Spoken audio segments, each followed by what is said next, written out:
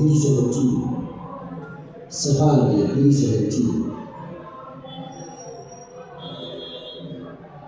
Sefania.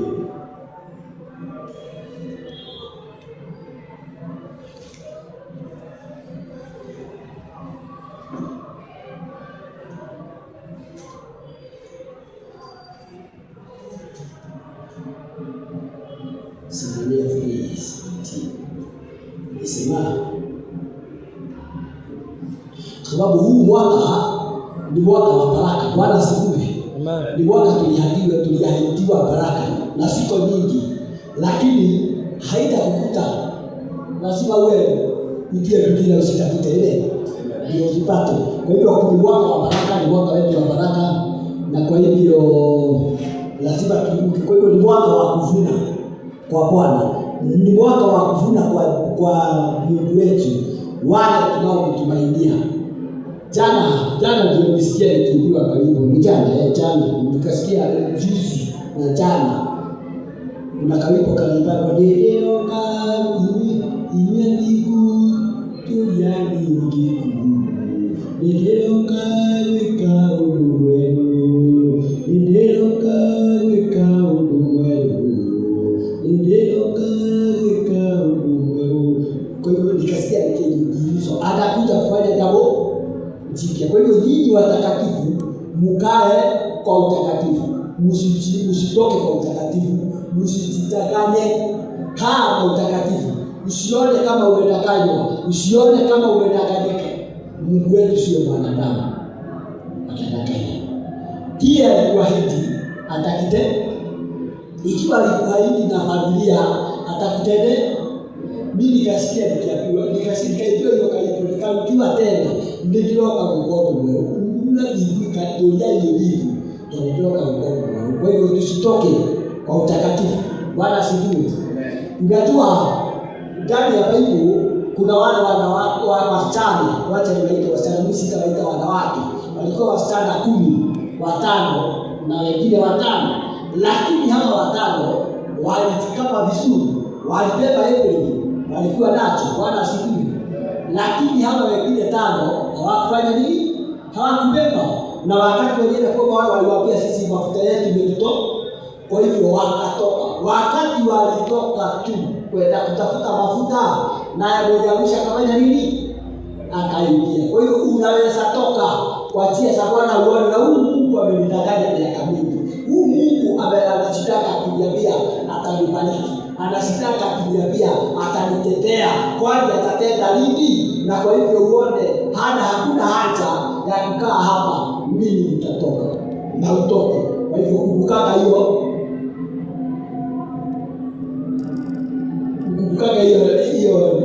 nini?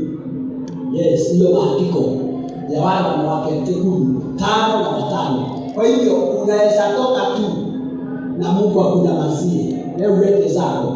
Lakini mkutana naye kwa mlango, na kwa hakika mkipitana naye kwa mlango, wewe hautahesabiwa.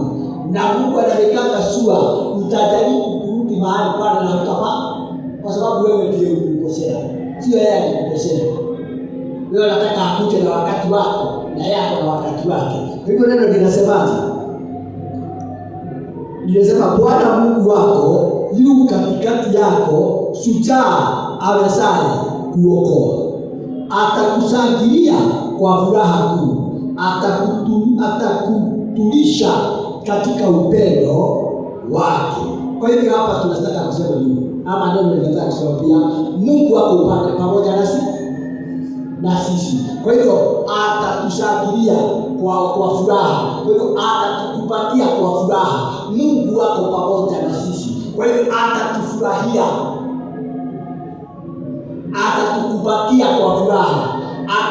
Atatushangilia kwa ushujaa. Bwana asifiwe. Kwa hivyo shujaa. Kwa nini mtu aitwe shujaa? Kwa nini ushangiliwe wewe ni shujaa? Ukishinda. Kwa hivyo na wewe shinda majaribio iliyo mbele yako. Shinda zilizo mbele yako. Pigana nazo mpaka utokelezee hapo ile. atakushangilia kwa ushujaa wako, atakufurahia, atafurahia. Kwa hivyo hapa already Bwana Mungu ako pamoja, ako katikati yako. Bwana Mungu wako yu katikati yako, shujaa awezaye kuokoa. Kwa hivyo anakuambia ako katikati yako, shujaa anajua kufanya nini? Kuokoa. Kwa hivyo atakuokoa kwenye mashida unazokutana nazo. Yeye mwenyewe atakupigania, yeye mwenyewe atakuokoa. Mashida unaona ikiwa mlima mbele yako, yeye ndiye atakupigania, yeye ndiye atakusitania. Bwana asifiwe. Hivyo usitulie, usiogope, usikubali kuboyoheshwa. Mambo zingine tunakutananga nazo, amen, za kukuboyohesha, lakini usiboyoheshwe na usikubali kuinua uoga. Tangazia Shetani, mwambie whether you like it or not, upende usipende, lazima nitashinda, nitatokelezea mambo ile ingine, kwa sababu neno linasema ndani ya Zefania 3:17, Mungu wangu ako katikati yangu, ataniokoa. Kwa hivyo ulete mambo zako, ulete magonjwa, Mungu wangu ako pamoja na mimi, ataniokoa. Bwana asifiwe. Kwa hivyo siogopi kamwe kile chochote utakachofanya, hakiniogoshi, sitajua uoga, kwa maana yule aliniita ako pamoja na mimi, atanipigania. Bwana asifiwe. Kwa hivyo siogopi kamwe. Hivyo ndivyo neno linasema. Zefania 3:17, atakushangilia kwa furaha kuu, atakutuliza katika upendo wake, atakufurahia kwa kuimba. Bwana asifiwe. Atakushughulikia. Kwa hiyo atakufurahia kwa kuimba, atakutenda mema. Kwa hiyo after the battle kuna baraka. Ushindi wa vita kuna baraka, kuna tuzo. Wengi nimeona wamepitia magumu, lakini after kuna tuzo. Nikakumbuka kuna mama mahali tulikuwa tumeenda kama hoteli pale Muleba. Kuna mama alikuwa mahali pale walikuwa wameletana kuzana na mume, lakini hakukubali kuachana huyo mume. Lakini yule mama alikuwa mwombaji sana, tulikuwa tunamuita baba wa tano, na alikaa mahali pale, na dakika mwisho akafunguliwa mlango juu maombi yake, wakapata nyumba Kasarani. Juu maombi yake akafungua kaholi mahali pale Kasarani. Kwa hivyo kuomba ni kazi na maombi ni kazi, na inafanya kazi ile. So after hizi vita vyote tuko nazo, kuvumilia kwetu, neno linasema atakushangilia kwa furaha kuu, atakutulisha katika upendo wake, atakufurahia kwa kuimba. Kwa hiyo after kupitia yale tunayoyapitia, kwa sababu ni changamoto, mambo zingine tunakutana nazo, unaweza sagaa ulizokuwa ni Mungu alienda wapi, lakini yako pamoja na wewe. Ni yeye aliyefungua hiyo kamlako, kwa sababu anataka uwe mvumilivu. Mungu alisema haendagi vita na waoga. Amen. Yes. Ndio mahali yatewe kimutu vile kimekaa, na anakuambia nataka nitakoja huyo mtu kukupitia, lakini ukiwa mwenye uoga sitatoroka kwanza. Yes. Kwa hivyo ndio naona Mungu haendagi vita na waoga. Lazima kwanza akutengeneze, lazima akutengeneze ukae vizuri, ndio akutumie ukiwa anajua. Inasemaje? Nitawakusanya wanaosikia mkutano wa ibada, hawa waliokuwa kwako, ambao mzigo ulikuwa juu yake, ulikuwa fedheha kwao. Tazama, wakati huo nitawapatilisha watu wote wanaokutesa nami nitamponya yeye tetemeaye, nami nitamkusanya yeye aliyefukushwa, nami nitawafanya kuwa simba na chini, hao ambao beheha yao ilikuwa katika dunia yote. Kwa hivyo ikafanywa, sitasikia atakuinua, jina lako litajulikana dunia mzima, atakusanya wale wote. Kwa hivyo wale walikuwa msaada wako watarejeshwa kwako, watarudishwa kwako, wataendelea na kusimama na wewe. Kwa hivyo ni kwa muda tu wamekuondokea, ni kwa muda tu wamekuondokea, watarudi hapa, watarudi na watakuja wakikuinamia, watakuja wakikukumbatia, wakikuheshimu. Wakati wao kwa watakuheshimu kule vile Mungu anakutengeneza na vile Mungu anakufanya na mahali Mungu anakuelekesha, watarudi, watakuja wakikuinamia, watakuja wakikushangilia kwa kulingana mwangaza ulio ndani yako. Wacha tuangalie, nimalizie kwa sababu nimesema sina neno leo, ni yeye anasema niguse jambo. James 1:7. James ama Yakobo, anaitwa Yakobo, waraka wa Yakobo 1:27 inasemaje? Dini iliyo safi isiyo na taka mbele za Mungu Baba ni hii: kwenda kuwatazama yatima na wajane katika dhiki yao na kujilinda na dunia pasipo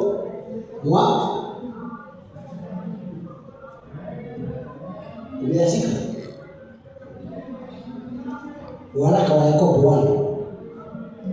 1:27. Dini isiyo safi isiyo na taka mbele za Mungu Baba ni hii: kwenda kuwatazama yatima na wajane katika dhiki yao na kujilinda na dunia pasipo mawaa. Kwa hiyo kuna baraka tutazipata, wanasikia. Tukizipata tutakula peke yetu ama tutajifurahisha peke yetu? Au Yakobo anasema nini? Dini ile nzuri ama kanisa nzuri ni yule kuenda kutangamana na wajane na wamama na watoto mayatima. Bwana asifiwe. Hiyo kule pamoja, hicho kidogo umebarikiwa nacho, muende msikane kule pamoja, kwa sababu kunao wako wanataka uhitaji. Hiyo ndio dini nzuri, hiyo ndio kanisa nzuri, hiyo ndio kanisa ufurahisha Bwana. Na ndio naona kuna wengine tuko na wao wanafanya mambo zingine ya sarakasi hivi mambo, lakini kile wanafanyanga wanamsaka Mungu, kwa sababu hakuna kitu kinafurahisha Mungu kama kusaidia maskini, kusimama na wajane, watoto mayatima, kwa sababu wanapitianga hao watu. Ndio watu wanaopitia. Saa hii nimeona kusemekana Yesu, serikali inasimama inatuambia tumefanya, lakini ukiangalia upande mwingine maneno vile iko haiko sawa. Sasa nikaona mtu anasema yule ataweza kuingiza mtoto grade 10, hiyo 9 ati iko very expensive. Kwa hivyo kuna watoto wengi na wewe umebarikiwa, umeinuliwa. Hakuna kitu ya maana kama kusaidia watu hao, kwa sababu wanataka usaidizi. Ndio Yakobo anasema, ama James anasema, hiyo ndio dini nzuri. Dini nzuri sio tukuje turukie Mungu hapa, tukuje tuhubiri neno, tutoe sadaka na kile kingine sote, lakini tuende nyumbani. Dini nzuri ni kusaidia, ni tukuje tumbarukie Bwana, tusome neno, tutende na neno, alafu turudi kwa mfuko yetu kile tumebarikiwa nazo tukipeane. After that, kuna watoto tunajua na wako mahali, kuna mama anajua neighbor mjane na anapitia. Na ndio ukiangalia wakati wa zamani kule Uyahudini wajane, kuna vile walikuwa wanavaa, ndio wao wanajulikana. Siku moja, I think it is Act 9, I think it is hapo, wakati moja swali, kuna neno linasema walifika mahali wakamvumika, wakasema na msaada ule unakuja hatukalii vizuri. Na kwa hivyo pale Petro nao wakasema hatuwezi tuanze tukose kufanya kazi la Bwana ndio tukuje tufanye nini? Msaada. Kwa hivyo ni vizuri kukuania na wao, ni vizuri kukaa pamoja na wao, kwa sababu wako tusaidia. Bwana asifiwe. Kwa hivyo tukibarikiwa tusisahau, kwa sababu ni mwaka wa baraka, tusisahau na hao watu. Tusisahau kuna wengine nao wanaikia kwa jambo, kuna wengine, kuna watoto wanatuhitaji yale tumeyapitia, hata hawa wanayapitia. Na kunaye tu siku moja alikuja akakujulisha kikombe ya maji, akawahi kunywa. Hayo ni vizuri kusimama na kusaidiana, kwa sababu ukiona tukitayarishwa neno kama hilo, kinatayarishwa kwa sababu Mungu anajua anakuja kutenda jambo. Na unajua mimi nilikuwa nikiomba, niliangalia hivi, nilisakaa kwa sababu niliona, nikaona ni kama tumeshikwa. Sio kama tumeshikwa, lakini unajua sasa Mungu huwezi kumuona vile, lakini unaona mwangaza, lakini tumeshikwa mkono na hapa tumeenda bii. Kwa hiyo his grace itatubeba kwa hakika iko na itatubeba, na tutaenda mbali na tutaenda mbali. Kwa hiyo tusimame imara na tusitoke kwa utakatifu, kwa sababu tumeambiwa vizuri tusitoke kwa utakatifu, tukae na utakatifu, kwa sababu huyo ndio